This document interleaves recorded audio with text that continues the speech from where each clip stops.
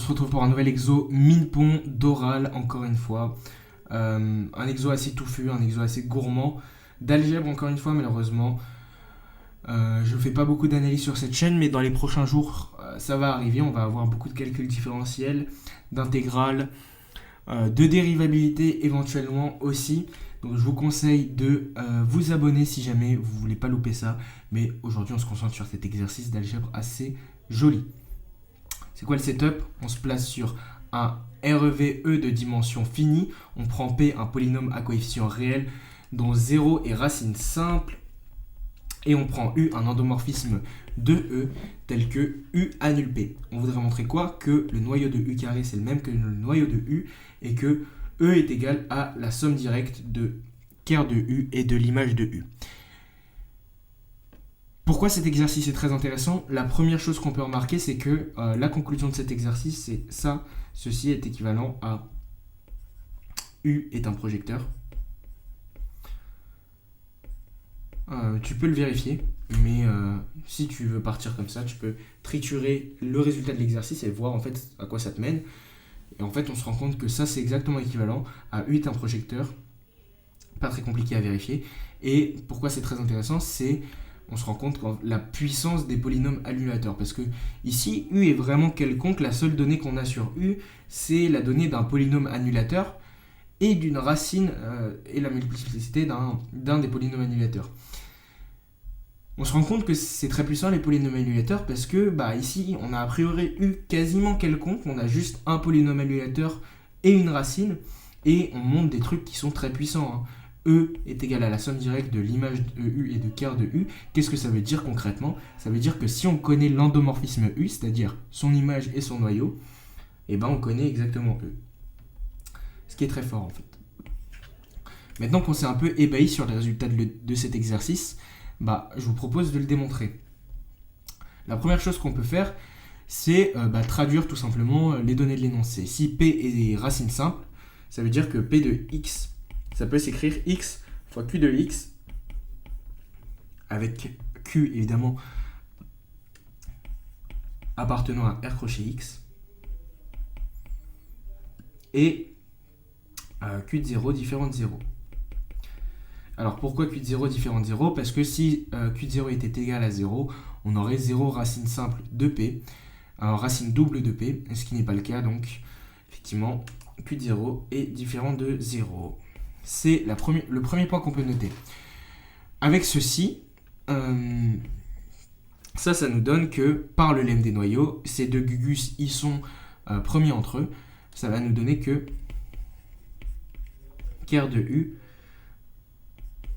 est en somme directe avec ker de Q de U. Et ça, c'est égal à ker de P de U. Sauf qu'on a dit quoi? On a dit que P de U était égal à 0. Donc ça, c'est égal à E.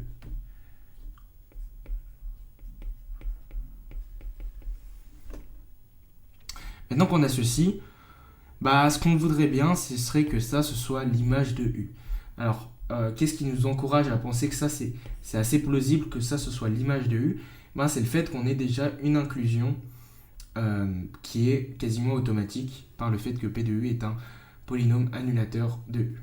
Alors je t'invite à voir quelle inclusion est directe, et sinon, sinon on va le démontrer ensemble. Alors, on a U rond Q de U, ça c'est P de U, ça c'est égal à Q de U rond U. Pourquoi ça commute? Parce que les deux sont des endomorphismes, sont des polynômes en U, donc les polynômes en U commutent, et ça c'est égal à 0. Alors qu'est-ce que ça nous dit ça? Notamment, cette égalité-là, elle nous dit quoi? Elle nous dit que l'image de U, c'est inclus dans le ker de Q de U. Pourquoi on a cette inclusion? Parce que, en fait, les éléments de cet ensemble-là, ils s'écrivent de la sorte U de x avec x un certain élément de E. Maintenant, si on compose par Q de U, ça va faire 0. Et donc ça nous dit bien que n'importe quel élément de l'image de U, il est inclus dans le noyau de Q de U. Maintenant qu'on a cette première inclusion qui est assez directe, on a bonne chance de penser que l'image, en fait, elle est égale au noyau de l'autre. Du coup, on va se dire, on va essayer de montrer l'autre sens. Alors, pour montrer l'autre sens, on va du coup essayer de montrer que ker de Q de U, ça c'est inclus dans l'image de U. Ça c'est le but de cette première sous-partie. Alors, comment est-ce qu'on va faire ça? Déjà, pour être plus à l'aise, on va commencer par... Pour être plus à l'aise, on va commencer par noter Q est égal à la somme des AK xk pour k allant de 0 à p-1 avec petit p qui est égal au degré de p. Si on note Q comme ça, notre hypothèse, elle nous dit quoi? Elle nous dit que pour x appartenant à ker de Q de U,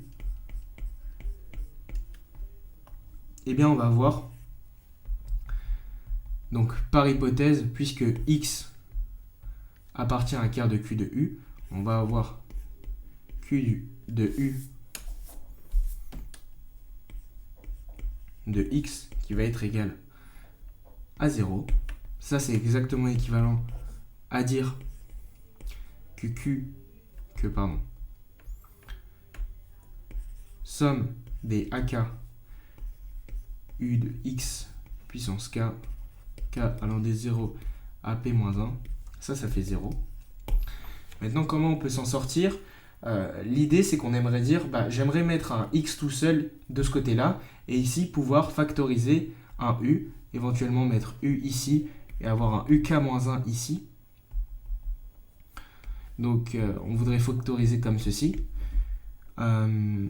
Sauf que ça, c'est possible seulement si on n'a pas le terme u est égal à 0, parce que je rappelle que u puissance 0, c'est égal à l'identité. Et donc, u0 de x est égal à x.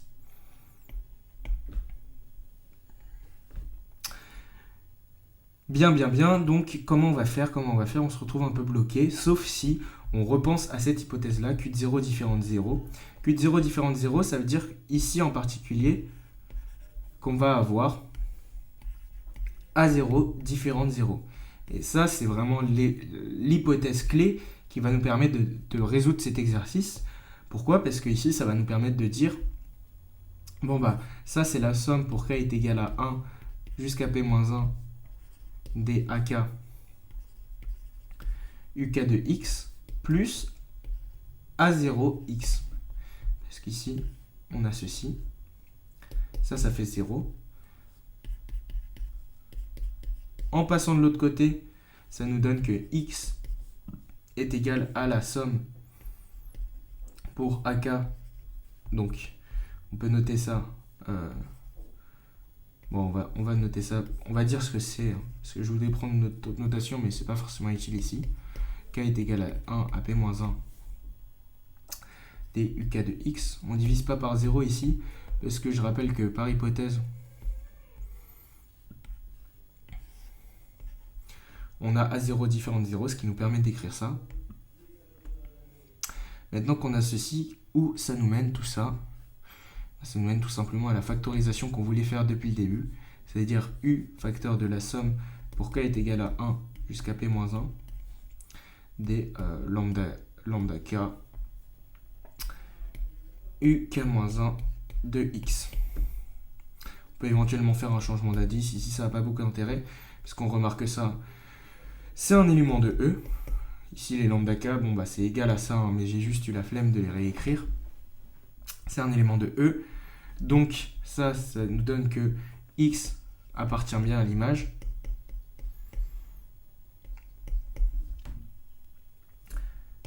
Et ça nous permet de conclure que ker de Q de U est égal à l'image de U par le lemme des noyaux qu'on a utilisé plus haut. Ça nous donne que ker de U est en somme directe avec l'image de U et c'est égal à E. C'est la première partie du raisonnement qui n'est pas forcément facile à avoir dès le départ. Déjà partir sur cette piste de prouver la deuxième égalité qu'on nous demande de prouver alors qu'on n'a pas prouvé la première, ça paraît pas forcément naturel, mais c'est souvent des trucs qu'il faut essayer. Si on nous demande de montrer deux trucs en même temps, peut-être essayer de montrer le deuxième truc qu'on nous demande, parce que en général, les examinateurs peuvent être un peu bâtards et demander de montrer le truc le plus dur en premier. Mais ici, on nous demande de les montrer en même temps, donc on a le choix de choisir ce qu'on veut montrer en premier. Donc voilà. Maintenant, comment on va faire pour montrer que ker de U carré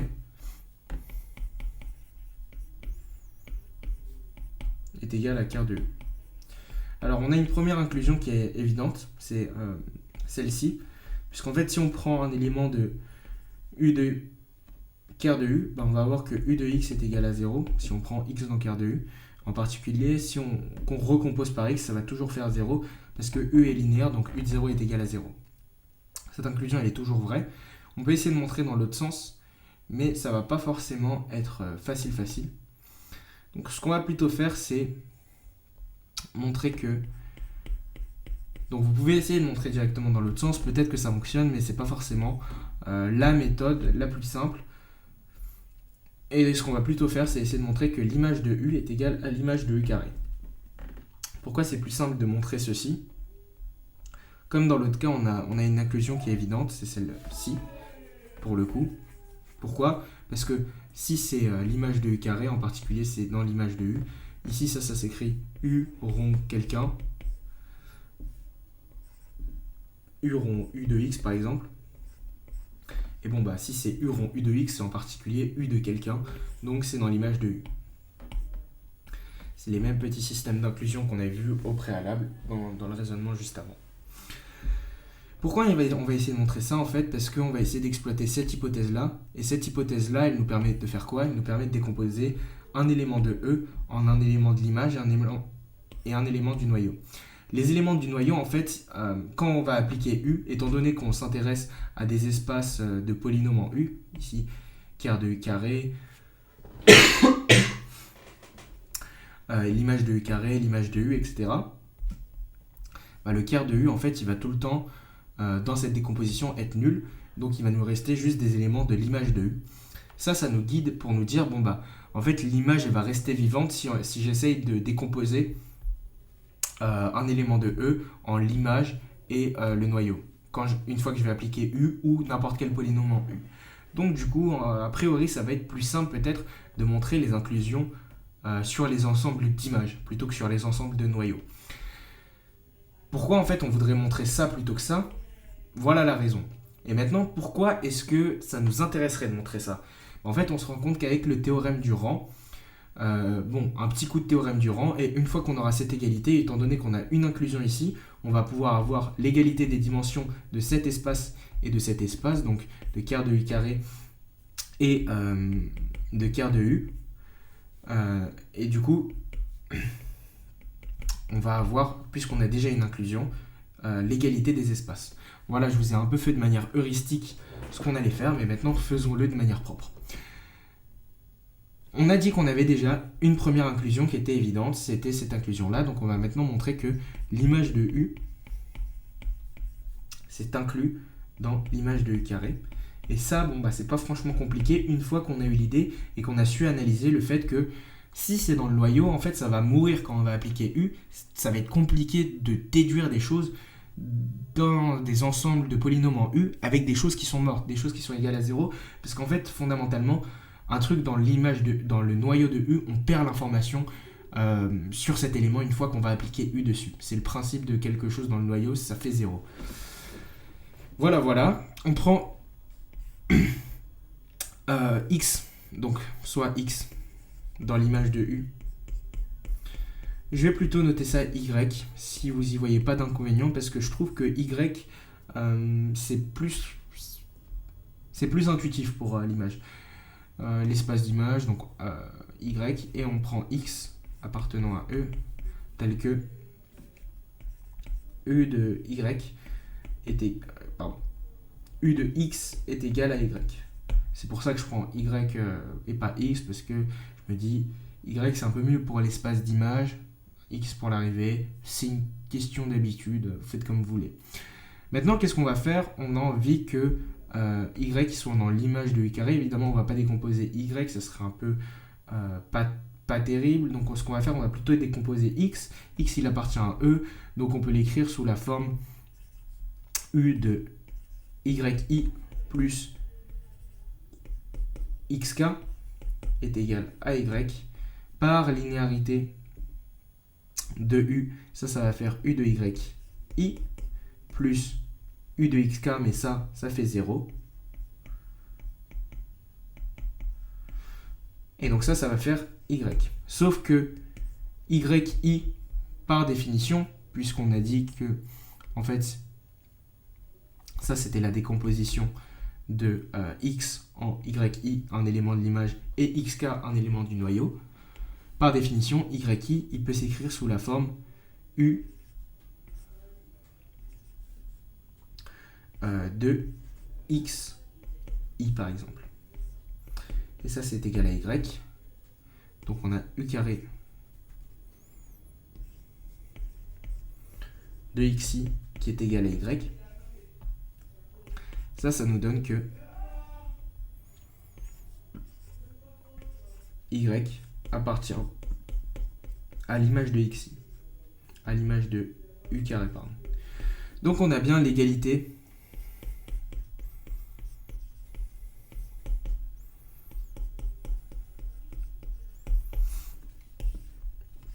des deux espaces. Maintenant, comment on fait pour en déduire que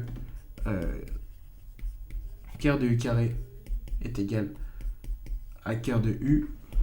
Pas très compliqué, franchement pas très compliqué. Je vous laisserai peut-être le faire. Non, en vrai, je vais le faire. Finissons les choses. Donc, on va du coup montrer que dim de quart U carré est égal à dim de quart U.